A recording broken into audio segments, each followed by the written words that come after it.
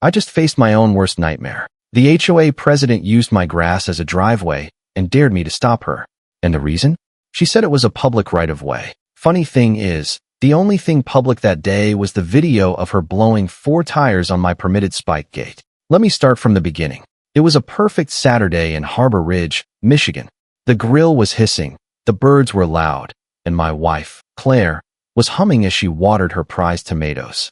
I'm Ethan Cole, and my hardest choice was ketchup or mustard. Our corner lot sits quiet neighbors on 2 sides, the third a long, green strip to the road. I mow it in clean stripes and admire the shine. It's my canvas, my small masterpiece, and I love it. That's when I saw it. A flash of white, big and obnoxious, like a shark in a koi pond. It was HOA President Brenda Langley's luxury SUV. And it wasn't on the road. It was on my lawn. She cut the corner, her tires digging 2 muddy ruts into my freshly mowed grass, spraying dirt all over Claire's tomato plants. She didn't slow down. She didn't even look. She just saved herself about 10 seconds on her trip to wherever important people in giant cars go. She slid into a street spot on the far curb-free, parking using my grass like her personal on-ramp. I stood there, spatula in hand, a half-cooked hot dog sizzling on the grill behind me. I couldn't believe it. I mean, who does that? Who just drives across someone else's property? I looked at Claire. Her jaw was tight, her eyes fixed on the muddy tracks. The humming had stopped. Did that just happen? She asked, her voice dangerously quiet. It appears so, I said, trying to keep my own voice light. Maybe she thought our lawn was a new eco-friendly car wash. Claire did not laugh. She was already walking toward the edge of the yard, inspecting the damage to her tomato babies. I sighed, put the spatula down, and followed. The ruts were deep. It would take more than a rake to fix this. It would take work. Anger started to bubble up inside me, hot and fast. This wasn't just grass. It was our home, our peace. And this woman, this self-appointed queen of the neighborhood, had just driven all over it with a smug look on her face that I could see even from 50 yards away. I knew I had to say something. You have to nip this stuff in the bud, right? That's what my dad always said. Let one weed grow, and soon you'll have a field of them.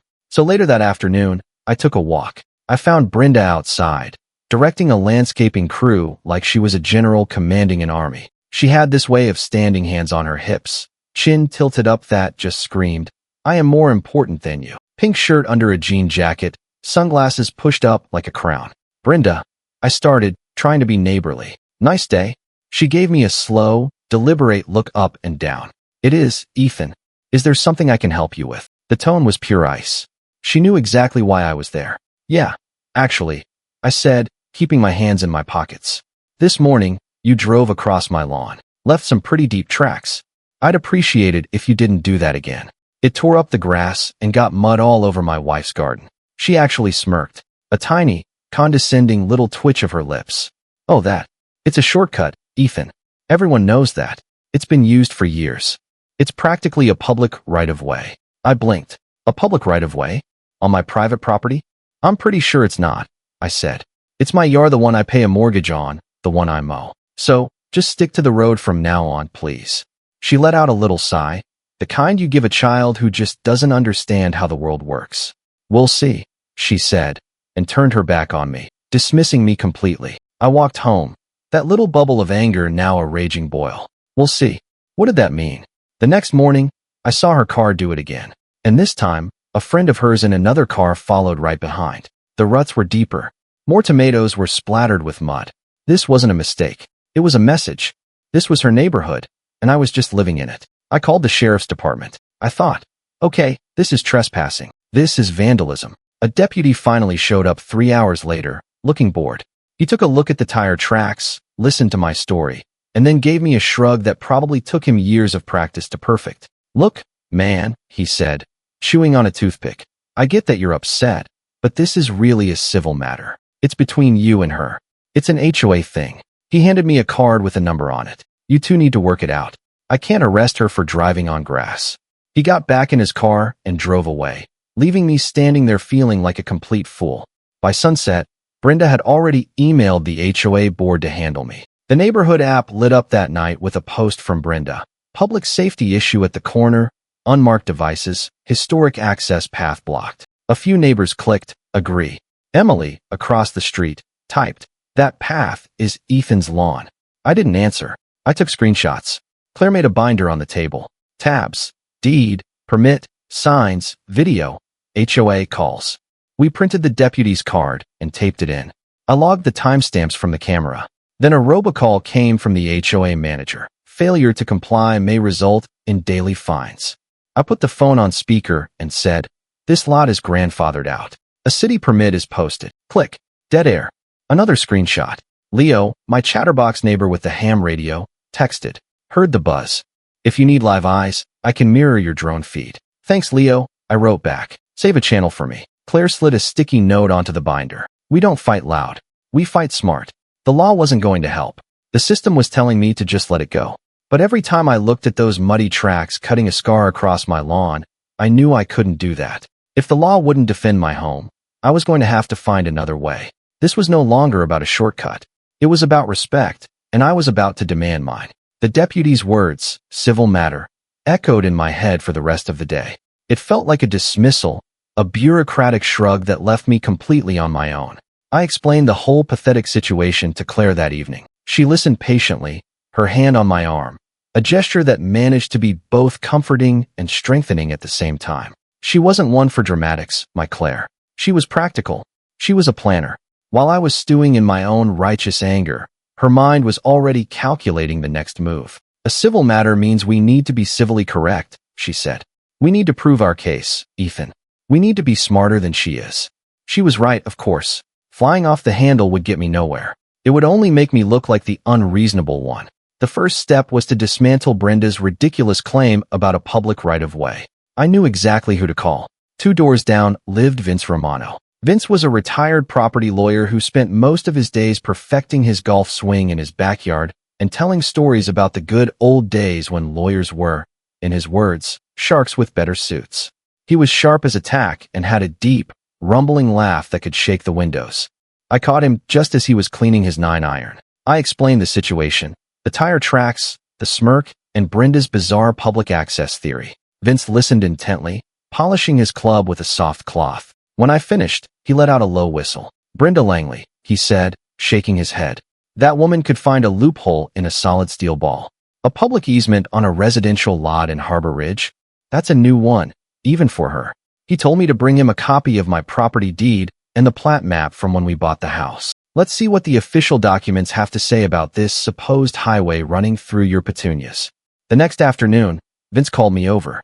He had my documents spread out on his dining room table like a general planning a campaign. He pointed a thick finger at a specific paragraph on the deed. "Read this," he said. I did. It was a lot of legal jargon, but the message was clear. It described the boundaries of my property in excruciating detail. Then Vince pointed to another section. "And now read this part about encumbrances and easements." I read it. It listed the utility easements for water and power lines, which ran along the back of the property. There was nothing else. Not a single word about any kind of access, path, trail, or right-of-way across my side yard. Vince leaned back in his chair, a triumphant grin on his face. "There it is, Ethan, in black and white. Your property is your property. There is no public access easement. There never has been." Her claim is, to use a technical legal term, complete and utter hogwash. The relief that washed over me was immense. This wasn't just my opinion anymore. This was a legal fact. I had the foundation I needed. "So what now?" I asked. "Now," Vince said, his eyes twinkling. "You create a record. You establish that you have clearly marked your property and forbidden trespassing. You take the 'I didn't know' defense away from her."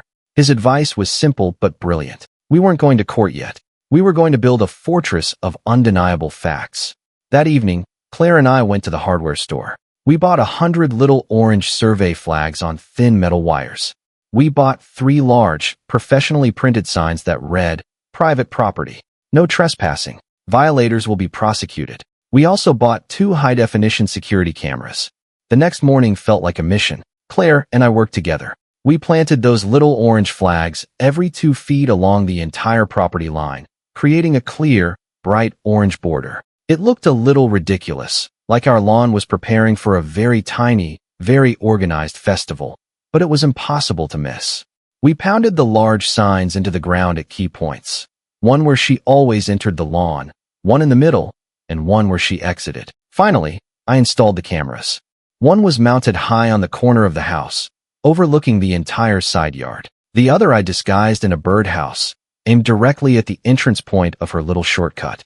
Both fed a live signal directly to an app on my phone. When we were done, we stood back and looked at our work. The message was unmistakable. This is our land. Stay off. It was a clear, non-violent, and legally sound response. I felt a surge of confidence.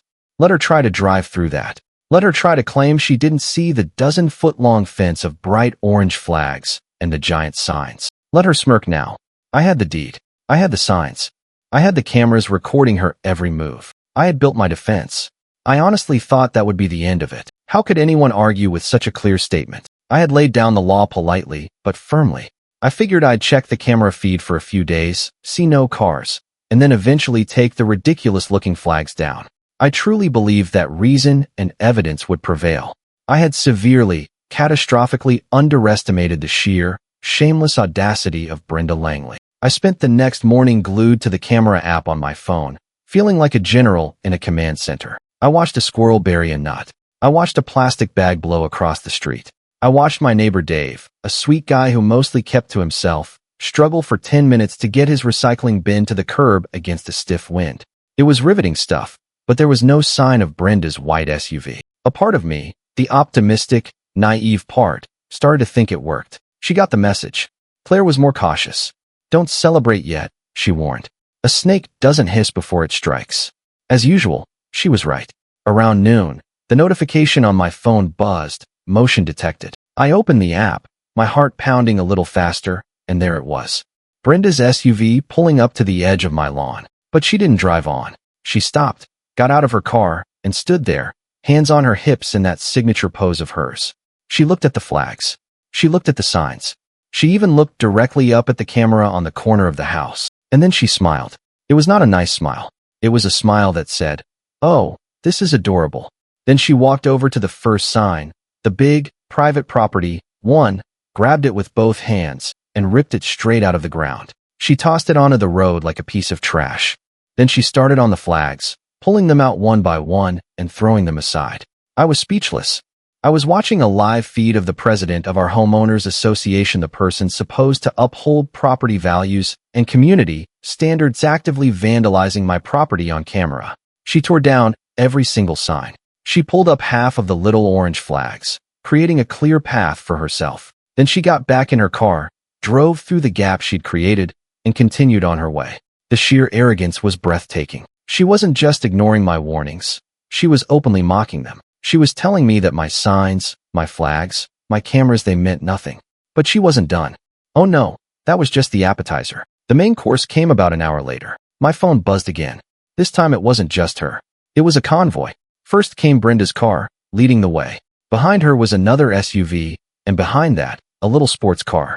They drove through the gap in the flags like it was a parade. One after the other, their tires churning my lawn into a muddy soup. They were laughing.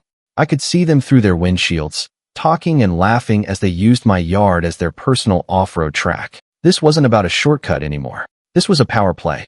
She was making a public statement, showing everyone in the neighborhood that she was in charge, that the rules didn't apply to her, and that I was powerless to stop her.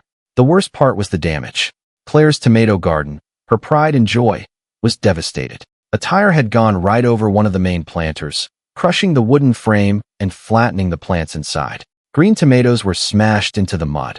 It was wanton destruction. When Claire saw it, her face crumpled.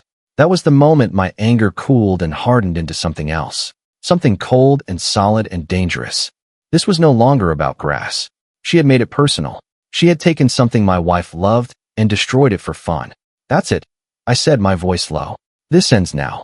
I saved the video footage from the camera's crystal clear, high-definition proof of her vandalism and trespassing. But what good was it? The deputy had already told me it was a civil matter. What was I supposed to do? Show the video to a judge in a lawsuit that would cost me thousands and take months, if not years? Brenda was counting on that. She was counting on me giving up, on deciding it wasn't worth the fight. She was using her power, her money, and her friends to bully me into submission. She thought she was untouchable. And for a moment, standing there looking at the ruin of our garden, I almost believed her. What could I possibly do to fight back against someone so brazen, so willing to break the law in broad daylight? She was escalating, turning my home into a public spectacle. But why? What could possibly be worth all this trouble for her? The answer, when it came, was more stunning and more infuriating than anything I could have possibly imagined. For 2 days, we lived with the wreckage. The parade of cars continued. Brenda seemed to have recruited half the neighborhood to her cause, or at least the half that attended her wine and cheese parties. They'd wave as they went by, a cheerful, mocking little gesture that made my blood boil. I felt trapped. We had video evidence of her destroying our signs, of multiple cars trespassing, but it felt useless. Calling the deputy again would accomplish nothing. Every new set of tire tracks felt like another mark of her victory and my defeat. I was starting to lose sleep. I'd find myself staring out the window at 2 o'clock in the morning, half expecting to see headlights cutting across the lawn. Claire tried to be strong, but I could see the stress in her eyes. Our home, our sanctuary, had been turned into a battleground. The breakthrough came on a Thursday afternoon. It was gray and drizzling, a miserable day to match my miserable mood. I was in the kitchen, trying to figure out if there was enough coffee in the world to make me feel human again, when I saw a car I didn't recognize pull to a stop on the street. It was a rental, a generic-looking sedan with a barcode sticker on the window. A young couple got out, looking confused. They were staring at their phone, then at my house, then back at their phone. The man looked up and saw me through the window. He gave a hesitant wave. I sighed. More of Brenda's friends, probably, but something was different. They looked lost, not smug. Against my better judgment, I opened the door. "Can I help you?" I asked, trying to keep the exhaustion out of my voice. The woman looked relieved. "Oh, thank goodness. I'm so sorry to bother you. We're a little lost. Our GPS is telling us to go straight. But well," she pointed at my house. "Straight into my living room?" I offered. She laughed nervously. "Yeah, basically. We're trying to get to the Airbnb on Harbor Ridge Drive. The host, Brenda, sent us a message. She said there was a convenient shortcut through the yard on the corner to get to her back entrance. But we can't see any road." Time stopped. The rain, the traffic, the ticking clock and the howlet all just faded away. An Airbnb. A secret Airbnb. Brenda Langley, the HOA president who wrote people up for leaving their trash cans out for an extra hour, was running an illegal short-term rental right under the nose of the association she controlled. And she was directing her paying customers to cut through my yard as a perk. It all clicked into place with a sickening thud. This wasn't about her saving a few seconds. It wasn't just a power trip. This was about money. She was selling access to my property. She was monetizing my lawn. She sold it as the easy parking route to her back entrance. The audacity, the sheer, unmitigated gall of it was staggering. I managed to keep a straight face.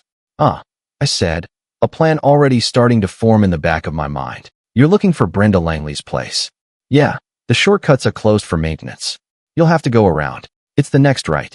They thanked me and got back in their car, none the wiser. I closed the door, my mind racing.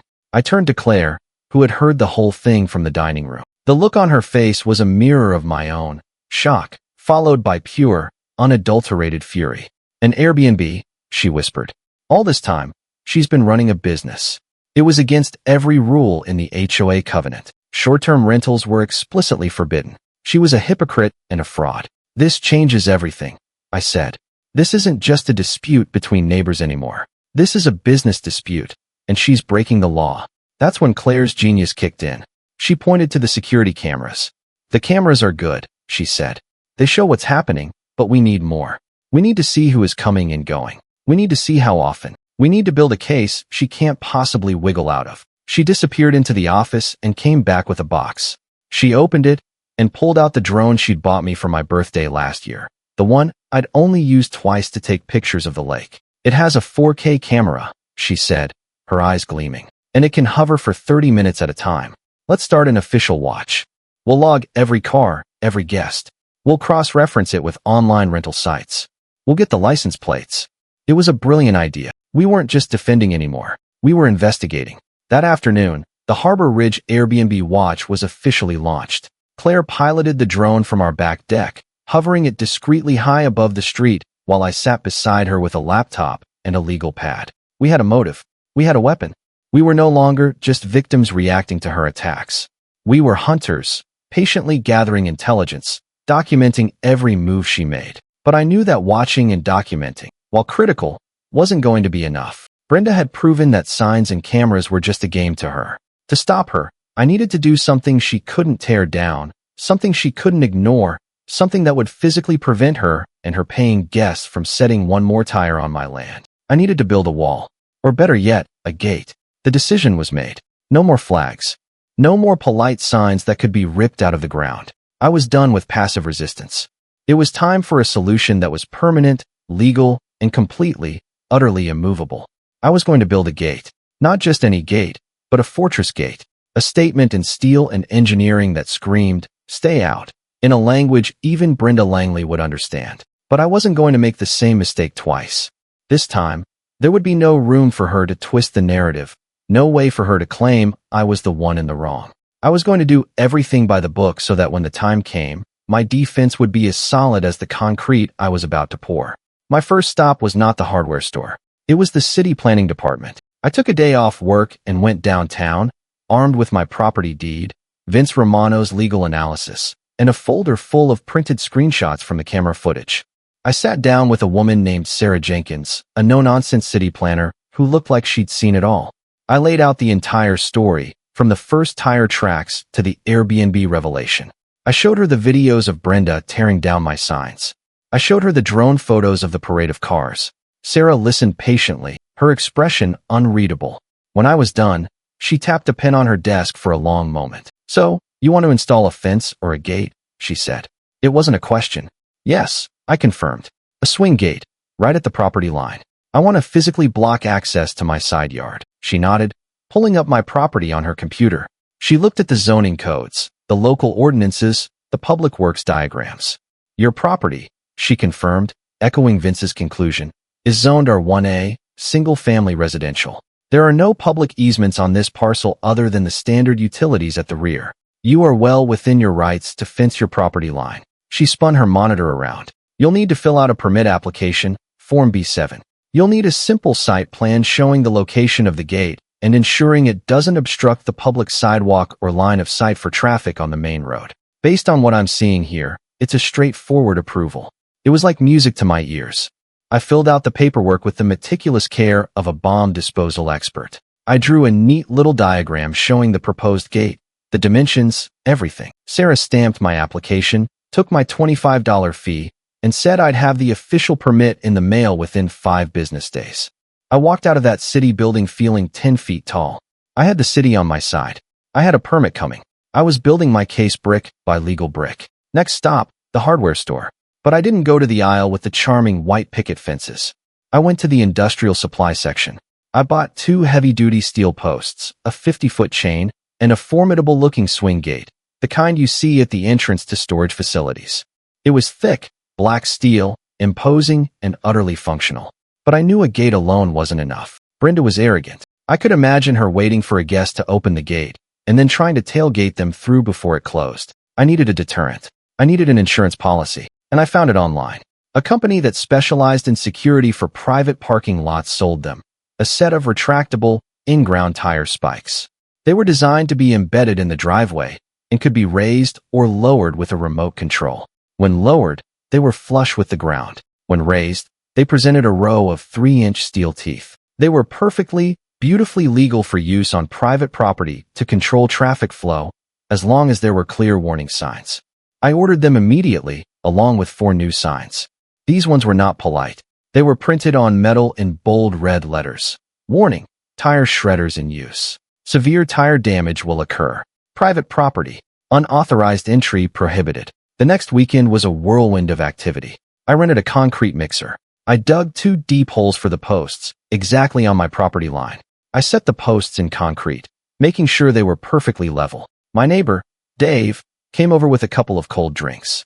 "Putting in a new fence, Ethan?" he asked, eyeing the massive posts. "Something like that," I said with a grin. "Just a little home security upgrade." Once the concrete set, I installed the gate. I mounted a keypad with a temporary access code for deliveries. Then came the fun part. I carefully cut a trench in the ground just inside the gate and installed the tire spike system. I ran the wiring discreetly underground to a control box in my garage. When it was all done, I tested it.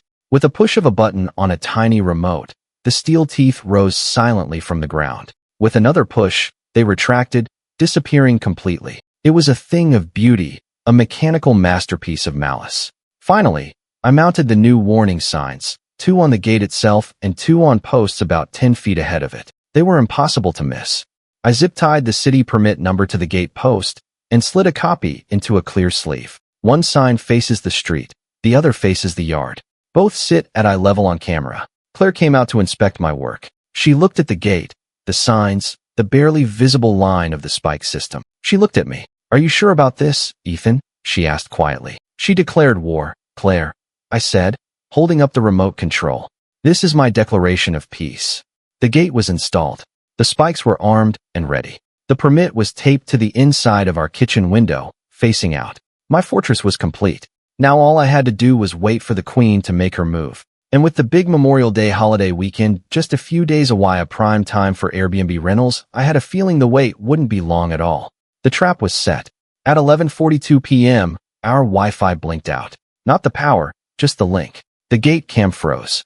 "Pulled line or jammer," Claire said. 2 SUVs rolled to the far curb and idled. 3 people climbed out in orange vests with compliance taped in black letters. Not city, not county. HOA dress up. One carried a pry bar. Another had a clear bag full of roofing nails. We launched the drone. Claire lifted it smooth and quiet. The spotlight snapped on, a white cone. The 3 froze, then kept going. I opened the window. "You're on camera. That post has a city permit. Leave." They didn't. Vest 1 tugged my warning sign. Vest 2 worked at the permit sleeve. The zip ties held. A 4th figure stepped from the nearest SUV. Pink shirt, jean jacket, sunglasses like a crown at midnight. Brenda didn't touch anything. She just pointed and filmed. Blue lights rolled up. Not the board deputy. Someone new. "Body cam on." "Back to the curb," he said. "HOA has no law authority." Brenda smiled for the lens. "Dangerous mechanism, officer. We're preventing harm." He read the permit. He read the sign. "This is private property. We're logging a report." He bagged the nails with gloves and gave me the number. I had him say it twice for the drone mic. Back inside, Claire emailed the clip to the city planner. 10 minutes later, a reply. "Sarah Jenkins received. Note added to your permit. Third-party tampering. Warnings visible. Owner compliant." We printed that too. New tab in the binder. Night tamper report. The days leading up to Memorial Day weekend were strangely quiet. It was the calm before the storm. Cars still drove by, but they stayed on the pavement. I imagine Brenda saw the construction, saw the imposing black gate, and was biding her time, trying to figure out her next move. Or maybe, just maybe, she'd given up. I didn't believe that for a second. Arrogance like hers doesn't just fade away. It looks for a new angle, a new weakness to exploit. We kept up the drone surveillance, logging the rental cars that came and went from her house. The guest numbers were increasing just as we expected for the holiday. She was doing a brisk business. On Friday afternoon, the official start of the long weekend, the trap got its first test. A minivan with out-of-state plates pulled up to the gate. I watched on my phone as a family got out. The father looked at the gate, then at the big red warning signs. He read them, then read them again. He got back in his car, backed up, and drove around the block to use Brenda's actual driveway. It worked. The system worked. An hour later, a box truck rumbled up. The driver leaned out. "Delivery for Brenda. Use side lane," her text says. "There is no lane," I said, pointing to the sign. Brenda strode over from across the street, pink shirt and jean jacket bright in the sun. "Community access," she told the driver, waving her phone like a badge. "Just swing through." The driver read the red letters twice. "Not swinging through that," he said. "I like my tires." Brenda grabbed one of my smaller signs and yanked. It didn't budge. Claire dipped the drone lower so the camera saw Brenda's hand on the metal. "Please step back," I said, holding the permit copy at chest height. "This gate is city approved." The driver put his truck in reverse. "I'll use the street like a normal person." He tapped his hat at me and left. Brenda kept filming. "Enjoy your finds," she said. "Enjoy the video," I said. Leo's voice crackled over my pocket radio. He'd given me a spare. Driver gets 5 stars. HOA cosplay gets 0. I smiled for the first time that day. The system didn't just work. People were starting to see it. A reasonable person, when confronted with a clear warning of impending tire destruction, makes a reasonable choice. But I wasn't waiting for a reasonable person. I was waiting for Brenda. The moment came on Saturday evening. The sun was setting, casting long shadows across the neighborhood. Claire and I were on the back deck, a live feed from the drone, and the gate camera playing on a laptop. We were eating burgers, a call back to that first Saturday when all this began. Then we saw them. A new rental car, a small blue convertible, was approaching. And right behind it, so close it looked like they were being towed, was Brenda's white SUV. My heart started to beat a little faster. This was it. She's going to tailgate them, Claire said, her voice tight. She's going to wait for them to open the gate, and then blow right through behind them. I know, I said, my hand hovering over the two remotes on the table. One remote opened the gate. The other, the small one with the single red button, controlled the spikes. The convertible pulled up. The driver, a young woman, got out and punched a code into the keypad I had installed. I had slipped the first family a printed code card with a note, "Gate under HOA review, code for access," and asked them to pass it to property manager Brenda. I was betting she had distributed that code to all her guests. Sure enough, the gate began to swing slowly inward. The convertible drove through, and just as Claire predicted, Brenda hit the gas. She shot forward, trying to slip through the gap before the gate could close. She was probably less than 5 feet behind the convertible's bumper. She blew past 2 red warning signs. Both cameras caught them. This was the moment. Everything had led to this. The shredded lawn, the broken tomato planter, the legal research, the concrete, the wiring, it all came down to this one single second. The convertible cleared the spike strip. Brenda's front tires were just about to hit it. I picked up the little remote. My thumb found the red button, and I pressed it. On the video feed, it was magnificent. One moment, there was just smooth ground. The next, a row of steel teeth shot up from the asphalt. Brenda didn't have time to react. She was going too fast. There was a loud, satisfying pop. Then another. Then 2 more as she rolled a foot farther. For tires, for screams of air. The SUV sagged on all fours and stopped dead. It was stuck. It was stranded right in the middle of my property, perfectly framed by the cameras. The driver of the convertible, hearing the noise, had stopped and was looking back, bewildered. But my eyes were on Brenda. She flung her door open and got out, pink shirt and jean jacket flashing in the evening light. She looked at her flattened tires. She looked at the steel spikes sticking out of the ground. Then her head snapped up, and she stared directly into the birdhouse camera. The smirk was gone. The confidence was gone. Her face was a mask of pure, undiluted rage. The warning sign sits in the shot. The permit tag hangs on the post. She drove past both. If looks could kill, my little birdhouse would have burst into flames. The camera captured it all in glorious high definition. Her illegal trespassing, her reckless attempt to bypass a security gate, and the instant mechanical consequences of her actions. I saved the video file. I labeled it the pop hiss. I leaned back in my chair and took a long, slow sip of my drink. Claire reached over and squeezed my hand. We didn't say anything for a full minute. We just watched the footage on a loop. The gate slowly closed, trapping Brenda's crippled vehicle in my yard like a bug in a jar. She was stomping around, screaming into her phone. The show was just getting started. The sound of her hissing tires was the perfect soundtrack for our victory dinner. She wasn't laughing anymore, and I knew with absolute certainty what was coming next. This wasn't just a civil matter anymore. This was war, and she was about to bring out her biggest guns. The aftermath of the pop hiss was exactly as dramatic as I'd anticipated. It took a tow truck almost 2 hours to figure out how to winch Brenda's SUV out of my yard without doing more damage. The whole time, she stood there like a furious gargoyle, arms crossed, glaring at my house. A small crowd of neighbors had gathered, including neighbor Dave, who gave me a subtle thumbs up from across the street. Word spread fast. She'd blown all 4 tires, ignoring the signs. The power dynamic in Harbor Ridge had shifted, and everyone could feel it. The Queen had been knocked off her high horser in this case, her high-end sport utility vehicle. Her rage, however, was just getting warmed up. The very next day, a process server showed up at my door. He handed me a thick envelope. Inside was a lawsuit. Brenda Langley was suing me, Ethan Cole, for the cost of 4 new tires, a wheel alignment, and my personal favorite, emotional distress. The legal papers painted me as a maniac who had installed a lethal, unmarked booby trap to maliciously destroy her property. It was a masterpiece of fiction, a work of art that completely ignored the 4 giant warning signs, the city permit, and the fact that she was trespassing. But she wasn't just fighting me in the court of law. She was also fighting me in the court of public opinion, or at least the tiny, biased court of the Harbor Ridge HOA. 2 days after I was served, an official letter arrived from the HOA board. It was a formal notice of violation. According to the letter, my security gate was an unapproved structural modification, and the tire spikes were a prohibited hazardous mechanism. I was being fined $500 a day until I removed the entire installation. The letter was signed by the entire HOA board, which I knew was basically just Brenda and 2 of her loyal minions. This was her strategy, a two-front war.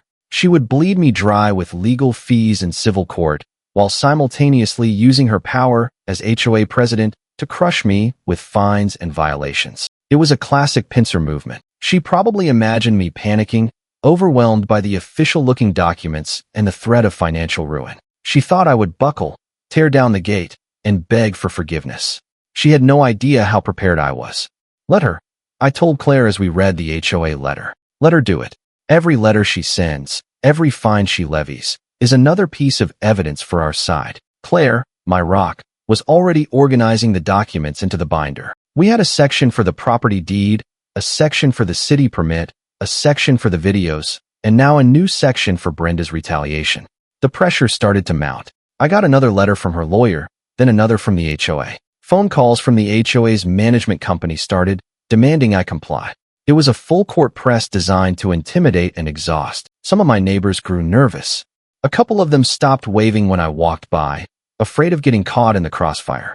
They were scared of Brenda, and I couldn't blame them. For years, she had ruled this neighborhood with an iron fist, fining people for having the wrong color mailbox or for planting flowers that weren't on the approved list. She was the undisputed tyrant of our little suburban kingdom.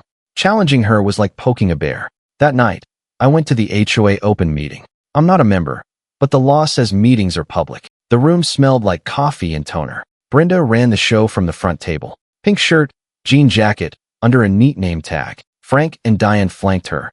Mark, the treasurer, sat stiff, eyes on a ledger. Brenda clicked a slide. A slick map with a dotted line across my lawn. Historic access, she said. We must keep the corner open for community flow. Heads nodded. I raised my hand.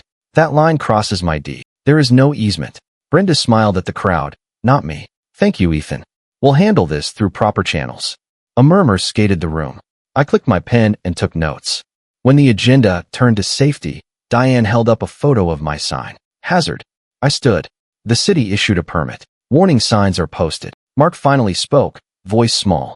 We should check the filings. Brenda shot him a look that could cut glass. We already did. Meeting adjourned. In the hall, Mark caught up to me, whispering fast.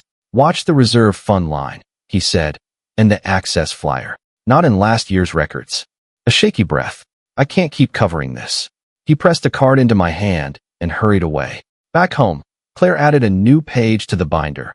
HOA meeting, map, photo, notes, Mark's card. The bear had teeth, but one tooth was loose. But I wasn't backing down. I hired Vince Romano's old law firm to represent me. They were expensive, but they were the best. My lawyer, a sharp young woman named Ms. Davies, was thrilled when I showed her my evidence binder. She especially loved the video I had titled The Pop Hiss. Mr. Cole, she said, a small smile on her face. This is what we in the legal profession call a slam dunk. The warning signs alone are enough to protect you from liability. The permit from the city makes her HOA claim baseless. In this video, she tapped the screen. This video proves her intent. She knowingly trespassed and assumed the risk. The lawsuit and the HOA threats were Brenda's declaration of total war. She was using every tool at her disposal, legal or not, to try and break me. She was confident, shielded by her position and her wealth. She thought she was laying a trap for me, burying me under a mountain of paper and process.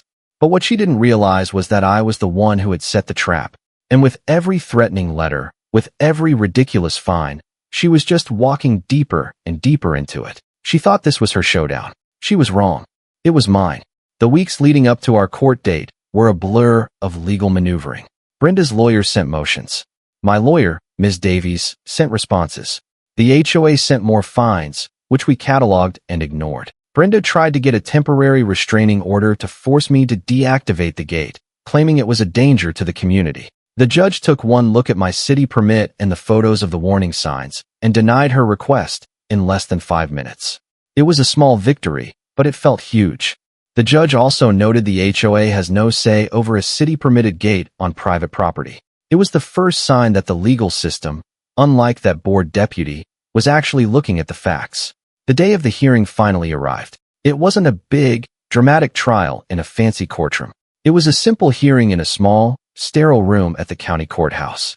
But it felt like the Super Bowl to me. Claire was by my side, calm and composed. I was wearing my best suit, trying to look less like a guy who installs tire spikes in his yard and more like a responsible citizen. Brenda was on the other side of the room with her lawyer and two of her HOA board cronies, a man named Frank and a woman named Diane. She was dressed to the nines, looking like the picture of a wronged, respectable community leader. She wouldn't even look at me. Her lawyer went first. He told a heart-wrenching story about his client, a dedicated community president who was simply trying to use a long-established historical access path when my vicious, hidden trap destroyed her vehicle. He called my gate a monstrosity and me a menace. Brenda even managed to squeeze out a few tears when he described her emotional distress. It was a powerful performance. I almost felt sorry for her. Almost. Then it was our turn. Ms. Davies was calm, methodical, and devastating. She didn't rely on theatrics. She relied on facts. She started by presenting the certified copy of my property deed. Your Honor, she said, as you can see, there is no historical access path on my client's property. There never has been. That is a complete fabrication. Next, she presented the city-issued permit for the gate. The monstrosity Mr. Cole installed was fully permitted, inspected, and approved by the city. It is a legal structure on his private property. Then came the photos of the signs. Big, glossy 8 by 10 photos of the giant red warnings. As for the claim that this was a hidden trap, the warnings were posted clearly and in accordance with all local ordinances. With every piece of evidence, I could see the judge's expression hardening. He was leaning forward, his eyes fixed on Brenda. The final nail in the coffin was the video. Ms. Davies played the pop hiss on a large screen for the whole court to see. The footage was undeniable. It showed Brenda deliberately tailgating, accelerating to beat the gate, and the immediate, predictable result. The courtroom was silent except for the sound of the hissing tires playing from the speakers. Brenda's face went pale, but the biggest bombshell was yet to come. Ms. Davies called her only witness. The defense calls Mark Foster to the stand. A man I recognized from the HOA meeting stood up from the back of the courtroom and walked to the witness stand. He looked nervous but determined. Mr. Foster, Ms. Davies asked, could you please state your name and your role in the Harbor Ridge Homeowners Association? My name is Mark Foster, he said, his voice shaking slightly. And until this morning, I was the treasurer of the HOA. A murmur went through the room. Brenda shot him a look of pure venom. And Mr. Foster, Ms. Davies continued, do you have something you would like to share with the court? He took a deep breath. Yes, I can't be a part of this anymore. The corruption is out of control. He handed a thick folder of documents to the bailiff. These are emails between Ms. Langley and the other board members, Frank and Diane. He pointed at the two cronies sitting behind Brenda. They show a coordinated effort to use Mr. Cole's property as a shortcut for their own personal gain. Ms. Davies projected the emails onto the screen. They were damning. They detailed Brenda's plan to rent out her house on Airbnb and market the shortcut as a private VIP entrance. But it got worse. The emails showed that Frank and Diane were also renting out rooms in their homes, and Brenda was getting a kickback, a percentage of their rental income in exchange for letting their guests use my yard, too. The HOA wasn't just turning a blind eye. It was an active partner in the scheme. Mark then produced one last document, a professionally designed flyer. It had a map showing the historic Harbor Ridge Trail, cutting directly through my property. Brenda had printed hundreds of them to give to her Airbnb guests. It was proof of premeditated commercial fraud. The judge stared at the evidence, his face grim. He looked from the emails to the flyer, then to Brenda Langley. She had shrunk in her chair, her mask of respectability completely shattered. The game was over. She had been exposed, not just as a bully, but as a cheap crook. Mark Foster's conscience had brought down her entire corrupt empire. The judge finally looked at her lawyer. Do you have anything to say to this? He asked, his voice dripping with contempt. Her lawyer just shook his head, speechless. The whole HOA was a criminal enterprise, and Brenda was its queen pin. The judge lowered his glasses and looked directly at Brenda Langley. There was no sympathy in his eyes, only a cold, hard anger. He had seen the evidence. He had seen the deed, the permit, the signs, the video. He had seen the emails detailing her kickback scheme and the fraudulent flyer she created to justify it. He had seen through her entire web of lies. "Ms. Langley," he began, his voice quiet but carrying the weight of absolute authority. "In all my years on the bench, I have rarely seen a case so frivolous, so malicious, and so utterly dripping with bad faith." He picked up her lawsuit and held it up with 2 fingers as if it were a dirty diaper. "Your suit against Mr. Cole for damages is dismissed with prejudice." He paused. "That means you can never, ever bring this nonsense before a court again." He dropped the papers onto his desk with a thud. "Furthermore," he continued, turning to me, "I am finding in favor of Mr. Cole's countersuit. You will pay for his legal fees in full. You will also pay him $5,000 in punitive damages for the harassment and the damage to his property." Claire squeezed my hand so hard I thought she might break my fingers. I just stared, stunned. We had won. It was more than I had ever hoped for. But the judge wasn't finished. His gaze shifted back to Brenda and her 2 board member cronies, who were now trying to become invisible in their chairs. "Mr. Foster's testimony and evidence have brought to light a serious issue of potential fraud and self-dealing within the Harbor Ridge Homeowners Association." He looked at Mark Foster with a nod of respect. "Therefore, I am ordering a full, independent audit of the HOA's finances going back 5 years. And I am referring this entire matter, the emails, the flyers, the testimony to the district attorney's office for a criminal investigation." A gasp went through the room. Brenda's face, which had been pale, now seemed to have turned a shade of gray. This had blown up beyond her wildest nightmares. This wasn't just a loss. It was a total annihilation. Her little kingdom was being dismantled piece by piece right in front of her. She had tried to use the system to crush me, and instead, the system was now turning its full, unstoppable force on her. The fallout was swift and brutal. Within a week, the 2 other board members, Frank and Diane, resigned in disgrace. The HOA, now leaderless and facing a massive audit and a criminal probe, effectively ceased to function. All violation notices were rescinded. All fines were canceled. The entire corrupt structure had folded like a cheap tent in a hurricane. 2 weeks later, the most beautiful sign I had ever seen appeared on Brenda Langley's lawn. It was a large, professional for sale sign. She was done. She couldn't stand the humiliation.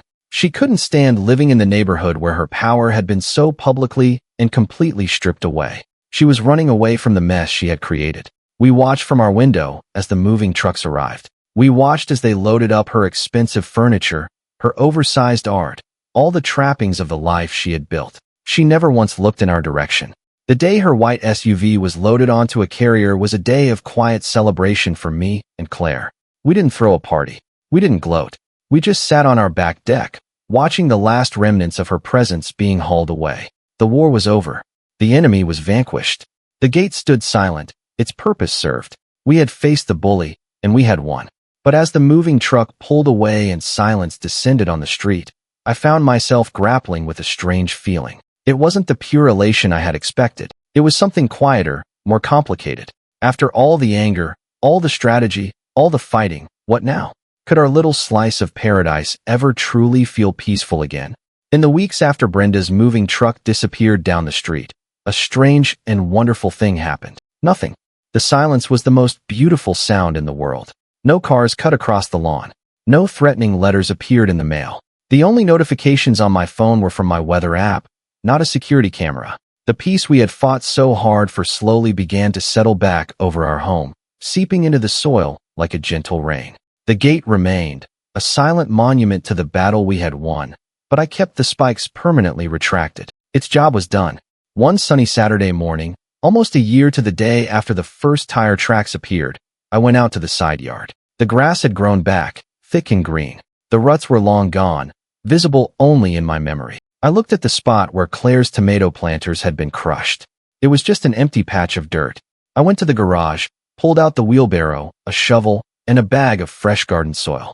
I spent the morning rebuilding the planter box, better and stronger this time. Claire came out and watched me, a soft smile on her face. She didn't have to say anything. We both knew what this meant. It was an act of healing, of reclaiming our space not with anger and steel, but with wood and earth. Later that afternoon, we went to the nursery together. We bought 6 new tomato plants, the heirloom kind that Claire loves.